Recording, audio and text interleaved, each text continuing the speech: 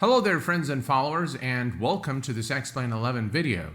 We are currently situated at San Diego International Airport in the state of California, and today we're going to be taking a look at the XCrafts ERJ family of aircraft.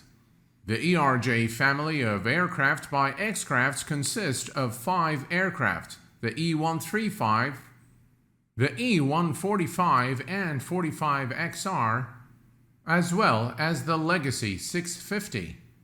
A bit of a disclaimer before we begin taking a closer look at the ERJ family of aircraft by XCrafts. The entire package was provided to me courtesy of XCrafts to review here on the channel. In terms of the exterior 3D modeling and the texture work, I believe XCrafts has done a very good job modeling this aircraft. The 3D model itself is representative of the real Embraer. The reflection of the windows here is done quite well. If we look at the landing gear area here, you can see that it's very detailed.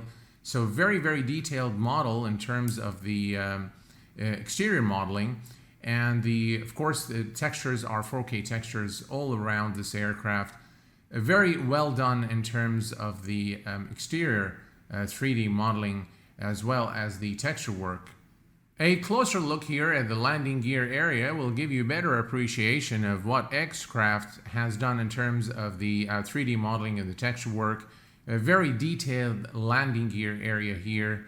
I really like the exterior 3D modeling and the texture work done on this aircraft.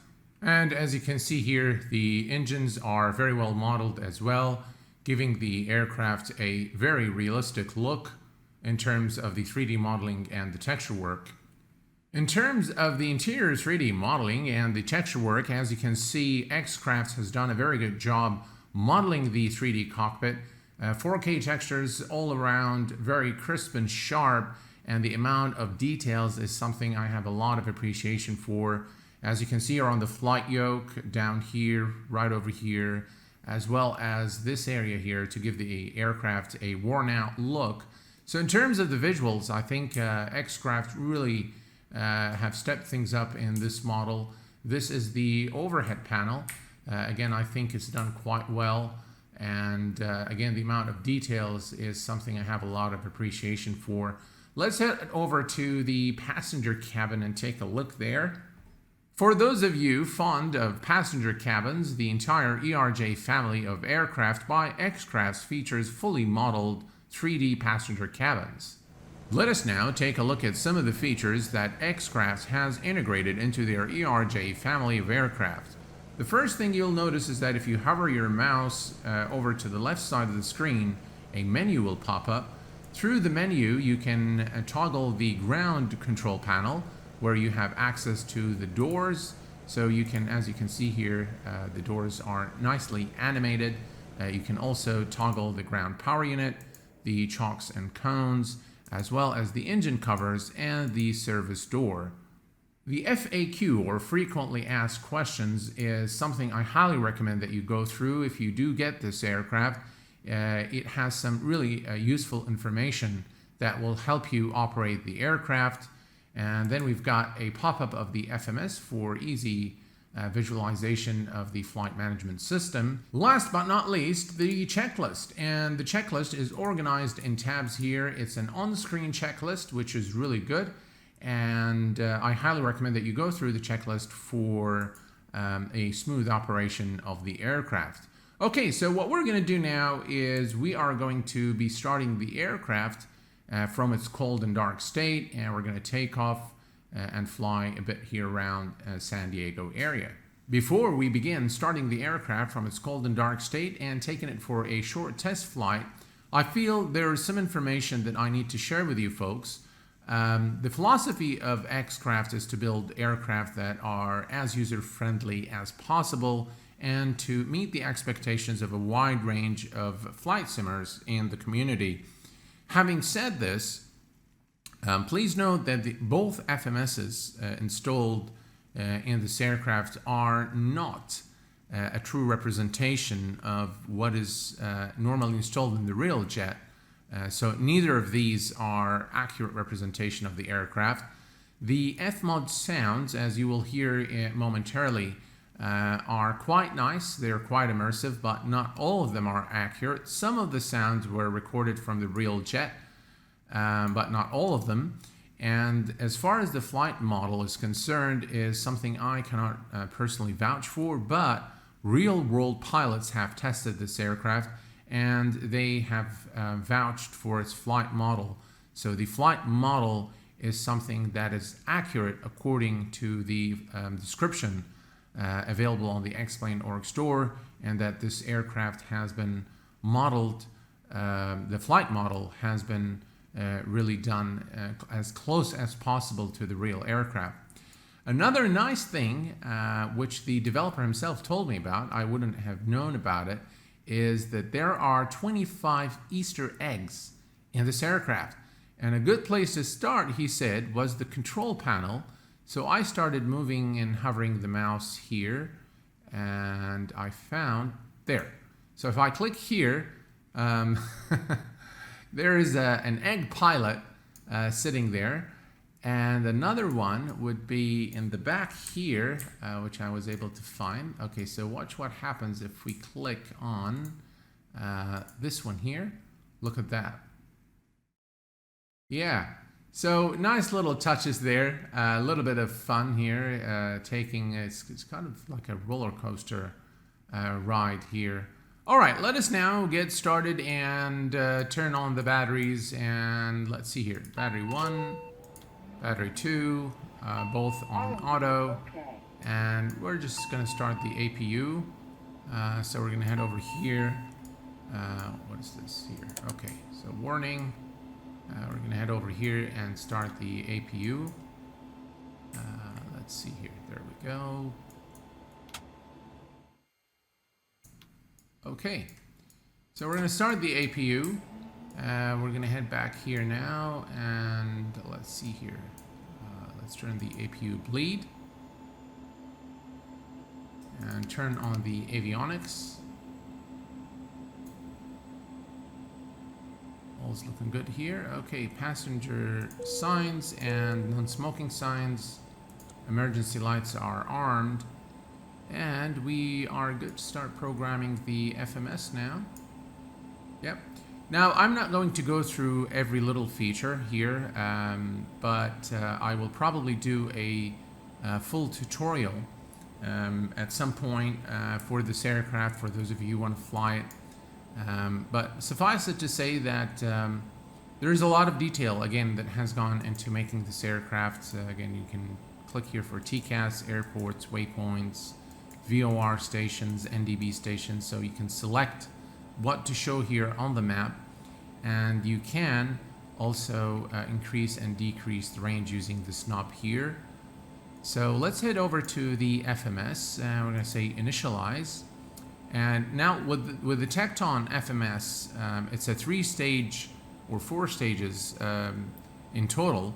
The first stage is to enter your SIDS and stars. The second stage is to enter the waypoints, and then to enter the performance and finally activate. So here's what I'm going to do. I'm going to go to the MCDU index. We're going to go to departure first. We're going to enter San Diego, Kilo Sierra Alpha November, and we stick that here.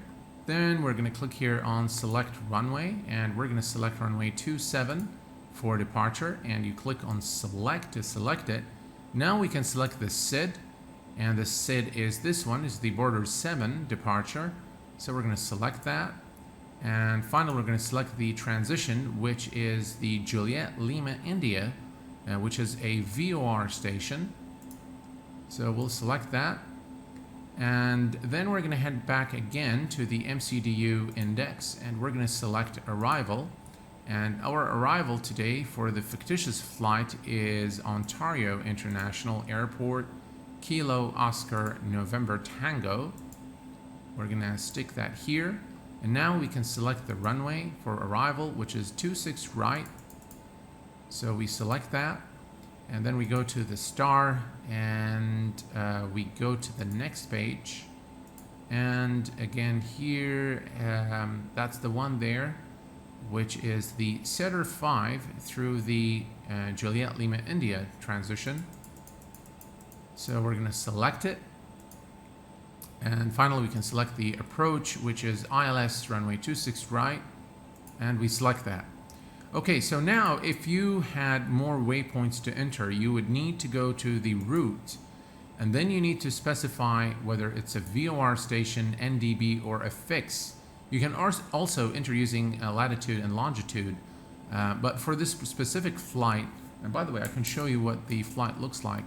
This is what the flight looks like.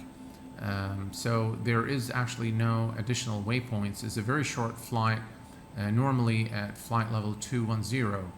So we're going to head back to the MCDU index, and now we can go to performance here. We can leave everything as it is. We will note that we are doing flaps 9. We need to set the trim. So the trim required is 5 up. So we need to set the trim. Let's do that.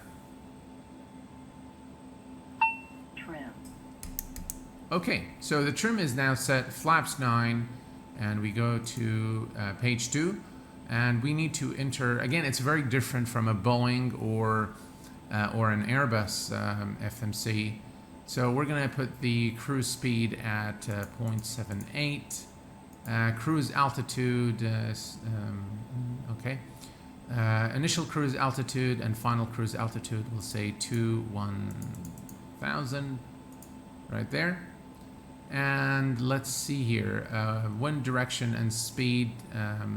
Yeah, so you have to enter all this information from your flight plan. So we'll just say, for example, direction at 252, and wind speed is 15 knots. The cruise outside temperature is minus 36 Celsius. Destination is 137, and the time for the destination is about 28 minutes.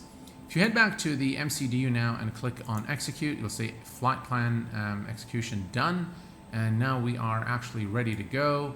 You can see the flight plan here, and we can decrease the range or increase the range to take a look at our flight plan, as you can see. One more thing we need to do is we need to click here on TRS and select, that's the thrust rating, and of course we're doing takeoff. Okay, so takeoff thrust is set. Okay, so all we need to do now is start our engines and take the aircraft for a short flight. We need to click on FMS here so that the flight management system would pick up the altitudes and the waypoints from the FMS, or of course you can go to nav mode if you are flying VOR to VOR right here. Okay. All right, so everything is good. We can leave all of that stuff. Can here and click on progress. Okay, so let's start the aircraft now from its cold and dark state. And the first thing we are going to do is we are going to turn on the pumps here. And that's really it. We can go ahead and start the engines now. So we're going to open the engine number 2 cover and go to start. And we're going to keep pressing for about 5 seconds or so. And now, as you can see, the engines are starting.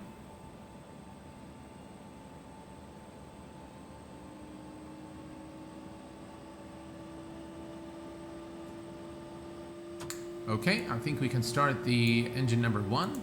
We're going to close the cover, open this cover, and go to start. And again, we're going to give it about 5 seconds or so.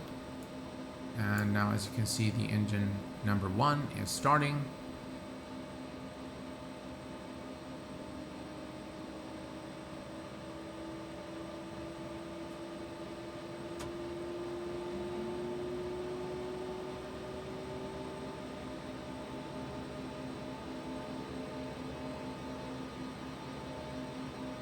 All right, and we can close the cover now, and we can turn on the packs. And the actually, okay, so the funny thing about this aircraft is that when the lights are illuminated, it means that the item is off. So now these are on, with the exception of the APU bleed and the engine bleeds. So they're on when the light is illuminated. Don't ask me why, that's the way it is. I'm not sure why we're getting this DFDR fail here. But all is looking good now. Yeah. Okay. So we are good to go. We need to set flaps 9. And by the way, this aircraft is fully VR compatible. So we're going to set flaps 9 here. And that is done. Let me make sure that we actually did select takeoff. Yep, that's done now. Okay. All right, so the only thing remaining is for us to head to the runway and take off. So let's do that. Let's take a look here from the outside. And again, really nice sounds.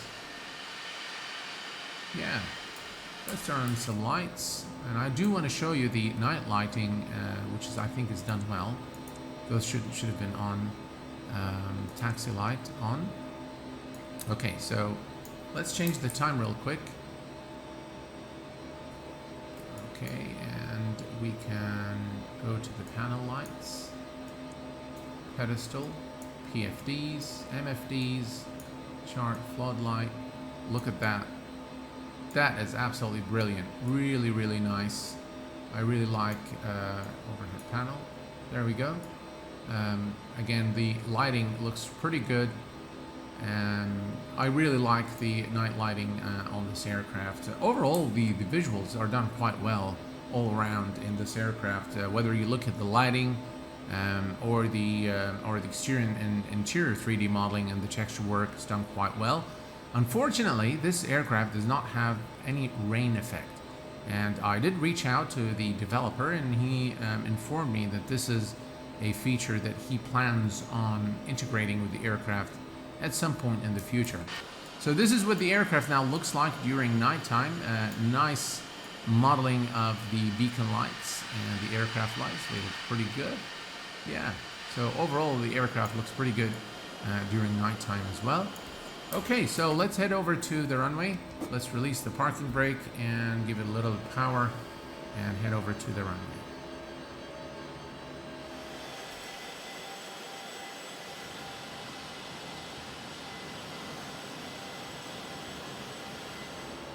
Alright, so this is the hold short point for runway 27 at San Diego International. We're going to bring the aircraft to a complete stop here. Alright, brakes are set. And let's go ahead and turn on our landing lights. And turn off the taxi light. And we need the strobe lights. And everything else looks good to me. Let's see here. Yep, all's looking good. Let's take a look here. Again, as you can see, the lights are done quite well on the aircraft. I really like the engine sounds. I can't, of course, vouch if they're completely accurate, but the strobe lights are done well. Beacon lights, all the lights. The lighting is done quite well on this aircraft. The sounds are good. Let's go ahead and take off now. Okay, so let's release the parking brake and give it a little bit of power. We're going to line up and then take off.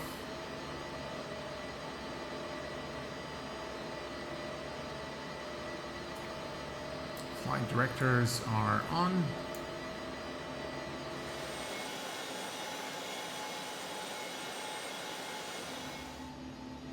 All right, ladies and gentlemen, we are cleared for takeoff, so let's give it some power here. And toga.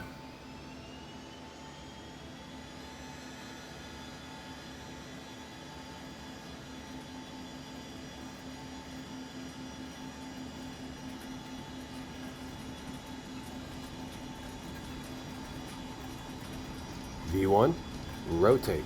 V2. Okay. There we go. Positive rate of climb. Gears going up.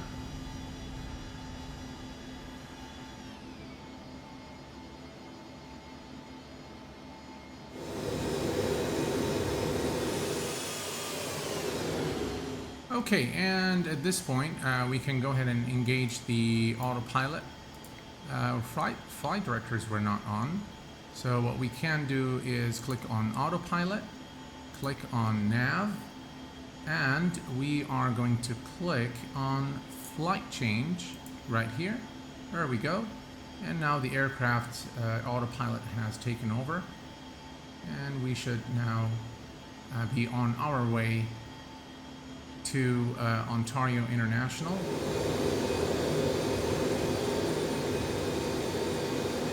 Here are my final remarks on the ERJ family of aircraft by XCrafts.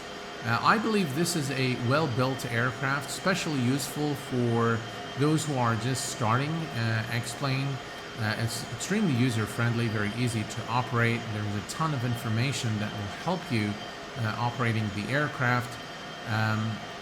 As far as the question of whether you should buy the entire family or you should buy an individual aircraft, that's completely a matter of personal preference. I have reached out to the developer myself and asked him why would somebody buy the entire family rather than just a single aircraft, and his philosophy is to provide the flight sim community with the entire range of the ERJ cargo, passenger, and private jets for those of you who want to try out. If not, then definitely one of those aircraft will do it. They all operate in pretty much the same way. I do like this aircraft. I think it's a good aircraft. I'm not going to say anything about the price, whether it's worth it or not, since I was given a free copy to review here on the channel. I hope that this video has provided you with sufficient information and insight to decide whether this aircraft is for you or not. And until next time, please take care of yourselves and each other, and I will see you all very soon. Thanks for watching, and bye-bye for now.